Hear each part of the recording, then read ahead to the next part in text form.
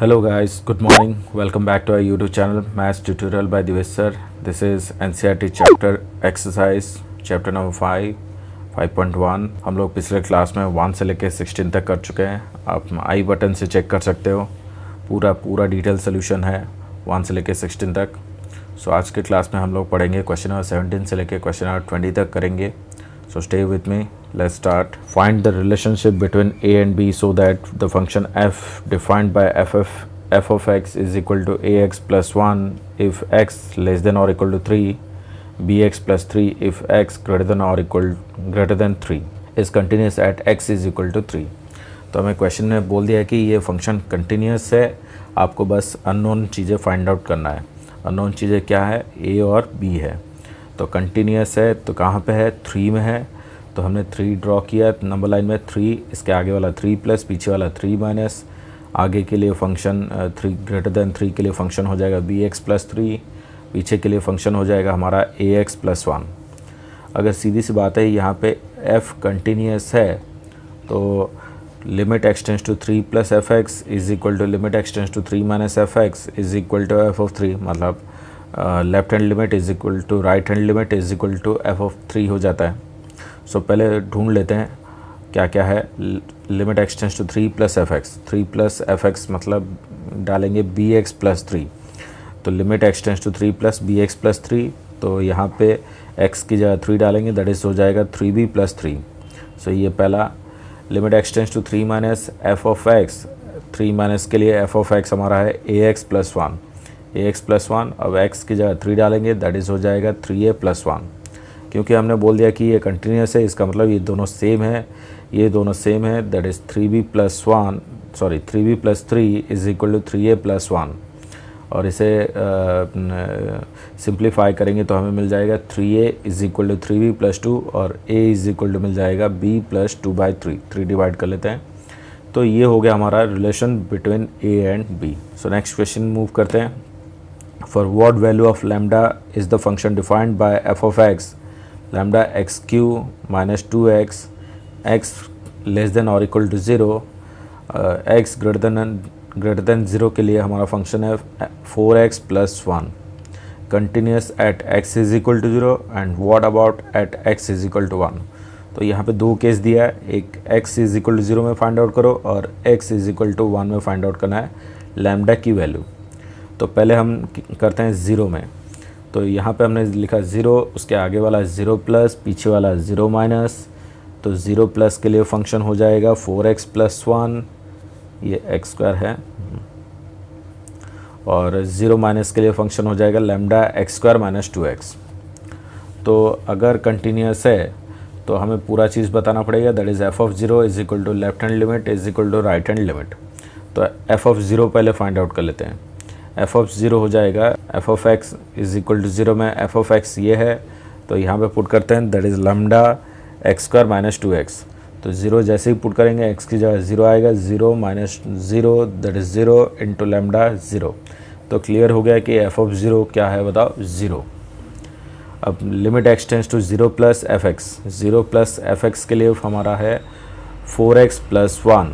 अब यहाँ पे x की जगह 0 डाल देंगे, that is 4 into 0 plus 1 that is 1. सही. अब लेफ्ट हैंड लिमिट ढूंढते हैं. Limit expanse to 0 minus F X और उसके लिए फंक्शन हो जाएगा lambda X square minus 2x, lambda X square minus 2x. अब जैसे ही रिप्लेस करते हैं तो ये वैल्यू हो जाए हमारा 0. तो एक अजीब सी बात यहाँ पे हुई. That is left hand limit is not equal to right hand limit. तो यहाँ पे लेफ्ट हैंड लिमिट और राइट हैंड लिमिट इक्वल नहीं हुआ. तो इसका मतलब therefore there is no value of lambda for which f is continuous at x is equal to 0. Lambda की कोई भी ऐसी वैल्यू नहीं है जिसकी वजह से ये क्या होगा था? कंटिन्यूस होगा. सीधा सा मतलब रहा. दूसरा केस हम पकड़ लेते हैं. At x is equal to 1.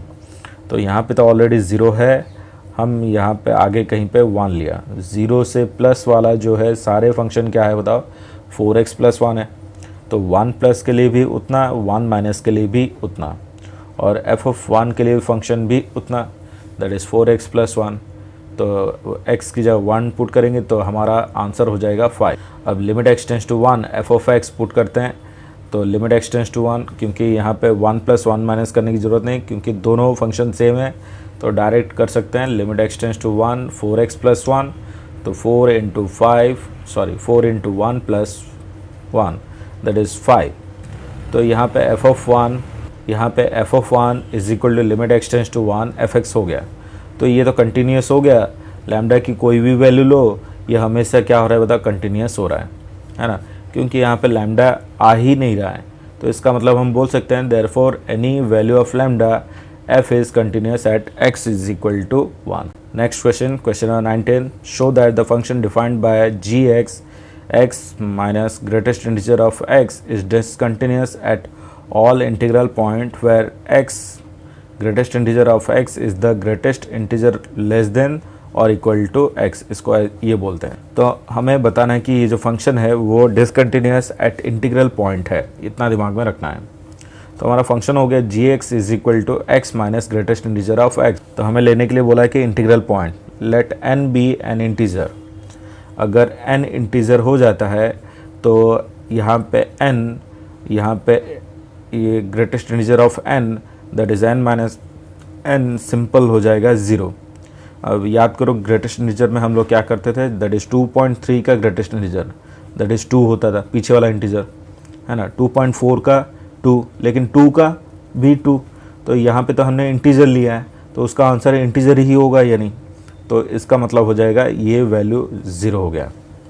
अब हम थोड़ा आगे बढ़ते हैं, लेट ये हो गया n, तो ये होगा n प्लस ये हो जाएगा n माइनस। तो यहाँ पे हम ग्रेटेस्ट इंटीजर ऑफ x अगर लेते हैं, ये पूरे के लिए इसका ग्रेटेस्ट इंटीजर n होगा, सही है, और n माइनस के लिए greatest integer of n minus का आंसर n-1 होगा। दिमाग में बैठ रहा है ये नहीं बताओ। लेट मैं इसे नंबर से समझाता हूँ। ये हो गया हमारा, लेट n हो गया हमारा 4, उससे पीछे आएगा 3 और उसके आगे समथिंग कुछ भी आया, 5 भी आया, एनीथिंग। अब समझो यहाँ पे 4.5 का ग्रेटेस्ट इंटीजर क्या होगा, 4 होगा, जो कि हमने n लिखा है। बात समझ में आ रहा है ये नहीं बताओ। सिमिलरली 4 माइनस मतलब 3.76 आया, लेट 3.76 का ग्रेटेस्ट इंटीजर आपको क्या मिलेगा, 3 मिलेगा, मतलब ये मिलने वाला है। तो इसका ग्रेटेस्ट इंटीजर n मिल रहा है, तो इसका ग्रेटेस्ट इंटीजर n-1 मिल रहा है, तो हमने वही लिखा है। क्लियर हुआ ये नहीं? So for continuity left hand limit पहले लेते हैं, limit extends to n minus पहले लेता हूँ, n माइनस gx की जगह हमें डालना है x minus greatest integer of x। अब रिप्लेस करते हैं तो n माइनस, यहाँ पे तो n ही हो जाएगा, x तो सिंपल है n, यहाँ पे greatest integer of n minus हमने बता दिया है, greatest integer of n minus क्या है, n-1। तो ये ओपन जैसे ही करते हैं n माइनस, ये n माइनस n प्लस 1, तो n कैंसल आउट हो जाएगा, तो क्लियर रहा कितना, 1।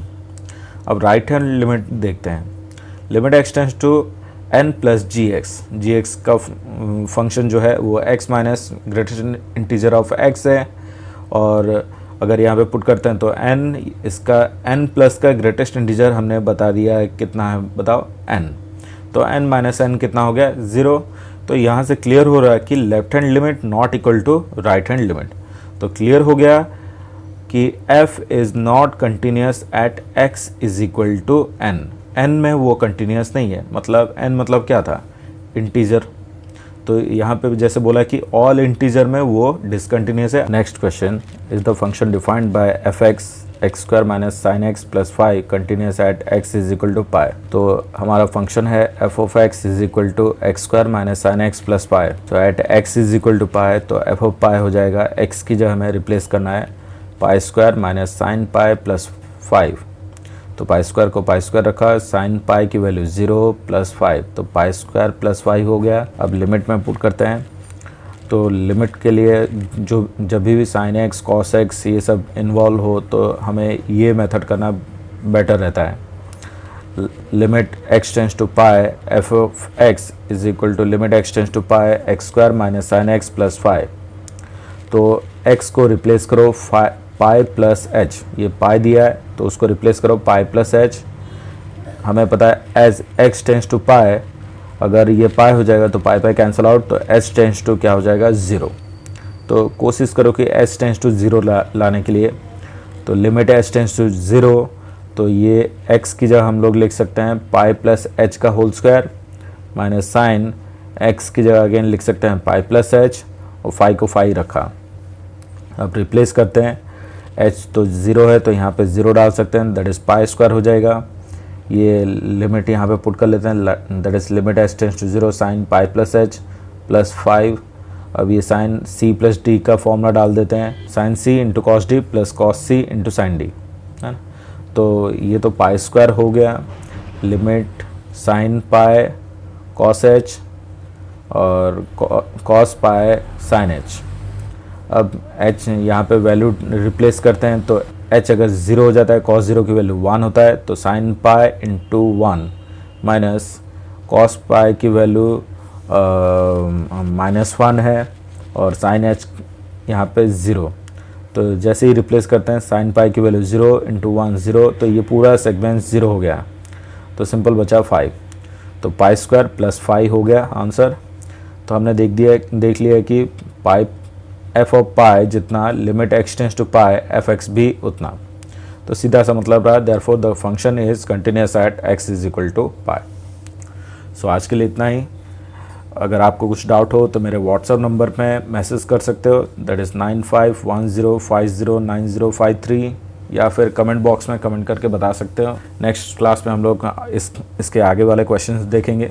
सो thanks for joining our class. Do like, share and subscribe my channel, and don't forget to hit the bell icon to have notification for my new videos. Thank you.